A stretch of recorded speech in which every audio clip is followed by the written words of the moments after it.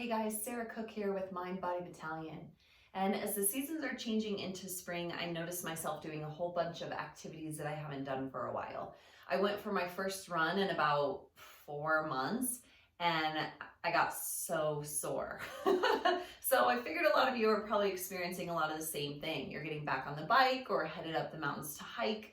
And so I just wanted to run through a couple easy seated stretches that can help you come back from those new activities that we're doing in the spring and recuperate your body faster. Because nobody likes to sit and stretch, but these can be done when you're watching TV, when you're playing with your baby, or if you want to make a nightly routine of this, great way to finish your night. So because I went for a run, what I definitely noticed was that my inner thighs were so sore. So a great inner thigh stretch is just to bring the soles of the feet together. Pull your torso nice and upright and let the knees fall out. You can calibrate this stretch just depending on how it feels for your body. So you can pull your feet in to intensify your stretch. You can push your feet out to make it a little bit easier. And then we're just gonna take some deep breaths. So letting the body loosen into the stretch, feeling the space move into the muscles to create length and ease, helping to rejuvenate our bodies so we can get back at it more efficiently, right?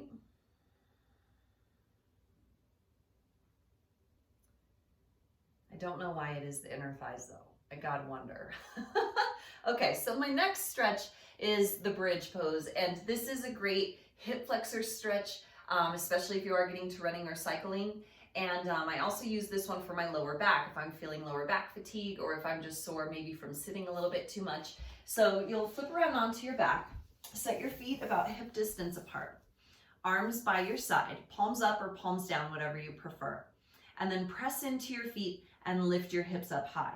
Now you can really drive your hips way up to the sky to get that hip flexor stretch here and maybe hold for a few breaths. If you're using this to help rejuvenate the lower back a little bit more, you're gonna drop your hips down and just let the pelvis sort of hang. That way the thigh bones can come back into the pelvis and you just get that little weightless feeling.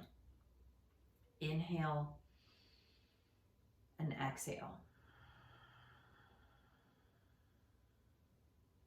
The breath is also a great way to just help you move into your body, especially when we spend so much time in our heads working, planning, anticipating, doing all those things.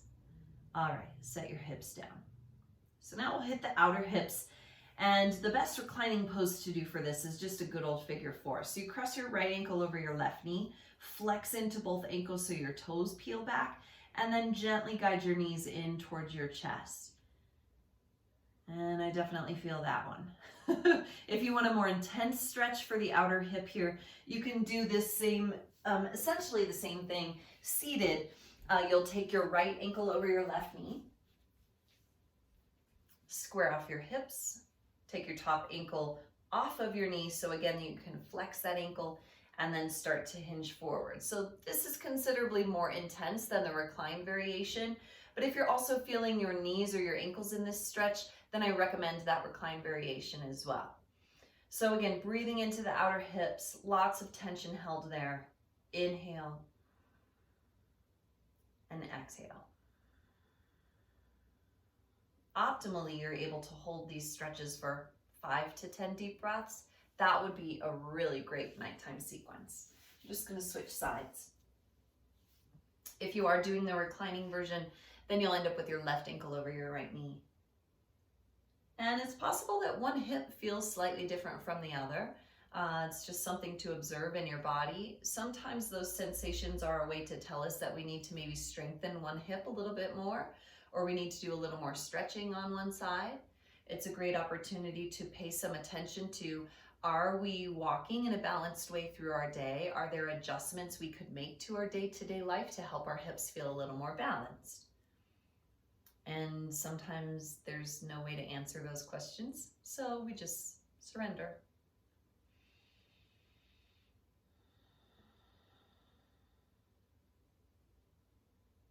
All right, let's shake out the legs, let the hips release a little bit. It wasn't necessarily too sore in my calves, but you could definitely do a calf stretch, pulling back on the toes Or if you can't reach your toes with your fingers, then first of all, we need to set up a one-on-one. But secondly, you can always do a great plank stretch to help the calves. So if you just set up into your plank, maybe we even do this from tabletop today. Why not? Turn the toes under, push the ball of your foot into the floor, and then push into your hands a little bit and guide your heel towards the back of your space. And I said I wasn't necessarily sore in my calves, but I always love a good calf stretch. And switch sides.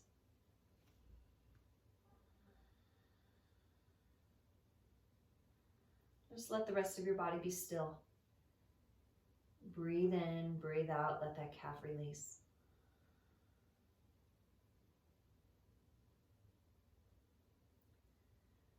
All right, then we'll do one more stretch for the shoulders, because who doesn't need a little shoulder stretching? So I'm just gonna sit with my ankles crossed, but we'll take the arms out to the side with a big inhale. And then wrap your right elbow underneath your left. And if this is as far as your shoulders will let you go, then just grab a hold of your shoulders with your fingers. You could draw your elbows down. If you want to go into your full eagle pose, then you'll wrap the wrists. Your thumbs should be facing into your nose. And again, you can calibrate. So lifting the elbows up, you'll feel a certain kind of stretch. Maybe that's a place you want to stay. Pulling the elbows down, we get a little lymphatic massage through the armpits, but this also creates a different sensation. So you get to calibrate this as to what your body feels. You want to be able to breathe and release into it instead of fight it and struggle.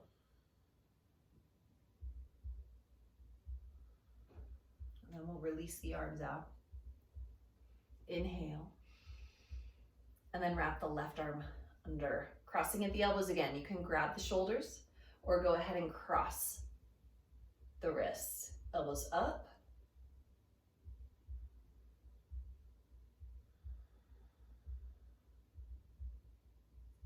And elbows down.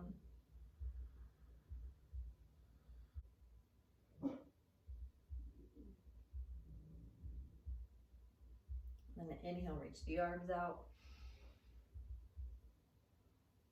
Oh, and we're done. And it really is that simple, just a few stretches and I feel renewed.